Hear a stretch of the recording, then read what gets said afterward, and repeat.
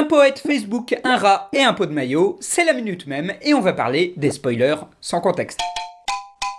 Un spoiler est un élément de voiture pouvant s'accrocher à l'arrière de celle-ci pour en modifier l'aérodynamisme.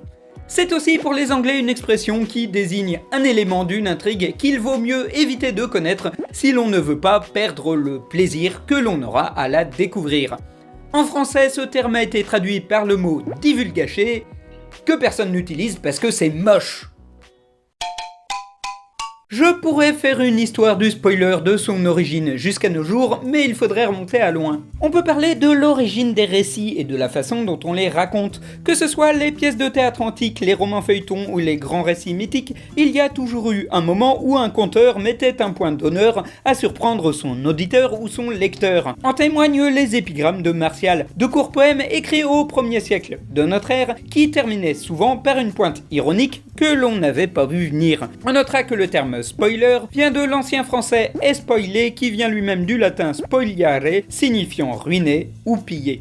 Car le spoiler, c'est un petit peu ça, une révélation qui va ruiner votre découverte. Le traitement du spoiler est toujours sujet à débat sur internet. Il faut contenter deux franges. Les gens qui ont vu une œuvre veulent en parler ou se fichent d'en savoir la fin, contre celle de ceux qui ne l'ont pas vue et veulent garder la surprise. Niveau texte, on a 1000 recours. Insertion d'un message préventif, blague à la toute fin d'un texte, texte blanc sur fond blanc, masquage des mots-clés, message qui se déclenche que si l'on ne clique dessus. Quel que soit le médium, il y a souvent une solution. Niveau image, par contre, c'est un petit peu plus compliqué.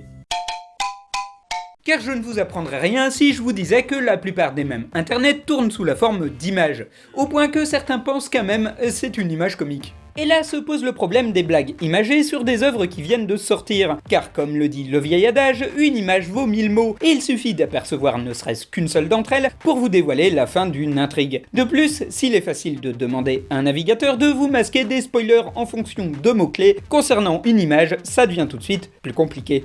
Si des sites comme Reddit, KnowYourMeme ou l'application Discord ont un système permettant d'indiquer qu'une image est spoiler et de la flouter ou de mettre une fille qui se cache les yeux à la place, sur Facebook, Instagram ou Twitter, vous pouvez vous prendre un spoil sans crier gare. Du coup, comment contenter les amateurs d'un film ou d'une série qui veulent partager des blagues autour de l'œuvre qu'ils viennent de voir et ceux qui veulent garder la surprise? Une solution sur Facebook fut la constitution de groupes dédiés, que ce soit Steven Universe Memes, Memes of Thrones ou Avenger Memes, les fans peuvent partager leurs mèmes, leurs photomontages et leurs fanarts tout en se sachant entre initiés. Et si quelqu'un vient dessus et se fait spoiler, c'est son problème, c'était écrit dessus. La seconde solution est le spoiler sans contexte. L'idée est de mettre une image qui n'est pas tirée de l'œuvre en question, mais va renvoyer à celle-ci par analogie. Selon KnowYourMeme, c'est le 15 décembre 2017 avec la sortie de Star Wars 8 The Last Jedi qu'un utilisateur de Twitter, @newtime, va poster une image du jeu vidéo Kingdom Hearts en expliquant qu'il s'agit d'un spoiler sans le contexte. Tout au fil de l'année 2018, la blague sera reprise avec les films Black Panther et Avengers Infinity War. Mais l'avènement du mème va connaître son apogée en avril dernier avec la sortie du film Avengers Endgames, suivi quelques jours plus tard par la diffusion du 3e épisode de la saison 8 de Game of Thrones. Il y aurait beaucoup à dire sur les similarités entre ces deux événements. Ils viennent tous deux de licences profondément geek avec de nombreux personnages cultes ayant pour climax une bataille cruciale qui s'est construite sur un build-up de presque 10 ans. Normal que les gens soient sur les nerfs. Après, je ne suis pas très objectif, je suis fan des deux licences et j'étais dans un état second devant les deux. Et afin de ne pas léser les gens qui n'ont pas eu leur place de cinéma plus tôt ou qui n'ont pas vu l'épisode en direct des USA, les spoilers without context ont fleuri sur l'internouille. Contrairement aux premières itérations qui ne montraient qu'une seule image, ici elles en combinent plusieurs, souvent tirées des banques d'images libres de droit, voire d'autres même internet. Pourtant, les spoilers sans contexte s'adressent à la même cible que les spoilers normaux, c'est-à-dire les gens qui ont vu l'œuvre en question.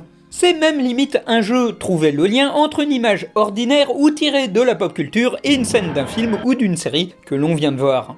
Parfois même c'est assez compliqué même si on a vu le film en question. Par exemple cette image sur laquelle j'ai bloqué pendant un petit moment. Au final on en revient au bon vieux gag consistant à prendre un objet culturel et à comparer sa ressemblance avec un autre, que ce soit volontaire ou non. Un gag très utilisé par le compte Twitter parodique Not Perfect Shot qui s'amuse à prendre une capture d'écran de film et à volontairement se tromper sur sa provenance. Mais surtout, les spoilers sans contexte ne sont pas des anti-spoilers pour autant. Car même sans contexte, une image raconte quelque chose, si certaines d'entre elles sont très cryptiques, comme les photos de pots de mayonnaise qui ont fleuri après la diffusion de l'épisode Gem Harvest de Steven Universe, d'autres nous donnent tout de même des indices plus ou moins gros sur le déroulement de l'histoire. Comme je l'avais déjà raconté, j'avoue avoir pesté devant les images de tas de poussière ou de trucs se désintégrant suite à la diffusion de Avengers Infinity War et qui ont fini par me spoiler une partie du film. Au point que sur le site Know Your Meme, les spoilers sans contexte sont cachés par une vignette spoiler. Et on en revient au point de départ. Voilà, c'était une minute même un petit peu plus courte que d'habitude. Mais c'est un petit peu le but de l'émission que ça soit court. Et puis en ce moment j'ai pas vraiment beaucoup de temps à moi. Déjà le 7 mai c'était mon anniversaire. Du coup j'ai fait la fête et du coup j'ai un peu moins bossé cette vidéo. Voilà, désolé pas désolé. Ensuite je serai ce week-end les 11 et 12 mai à Japan Nantes qui aura lieu comme son nom l'indique à Saint-Herblain, dans la banlieue de Nantes. J'y vendrai mes livres, je ferai des animations et je serai avec ma dessinatrice Yuri Lotti. Donc n'hésitez pas à passer, ça sera cool, c'est une petite convention assez chouette, et c'est pas le seul truc qui va m'occuper en mai. D'ailleurs, contrairement aux autres années, vous ne pourrez pas me croiser dans 2 semaines dans les couloirs du Stunfest. Ouais, j'avais l'habitude de venir parce que c'était un festival que j'aimais bien, en tant que visiteur. Hein. Là, je ne pourrais pas parce que je serai sur le tournage d'un truc assez gros. C'est encore en préparation, donc je ne peux pas vous donner encore plus d'éléments là-dessus. Et non, c'est pas une vidéo avec des youtubeurs célèbres, non. Voilà, vous pouvez vous acheter mes livres sur mon site La Chronique Facile du mercredi et parrainer l'émission soit en donnant de l'argent sur Tipeee, soit en regardant des pubs sur Utip. N'hésitez pas à liker et à vous abonner. Voilà, je n'ai toujours pas encore atteint les 50 000 abonnés. On arrive petit à petit, et il y aura la vidéo spéciale. Voilà, à la prochaine.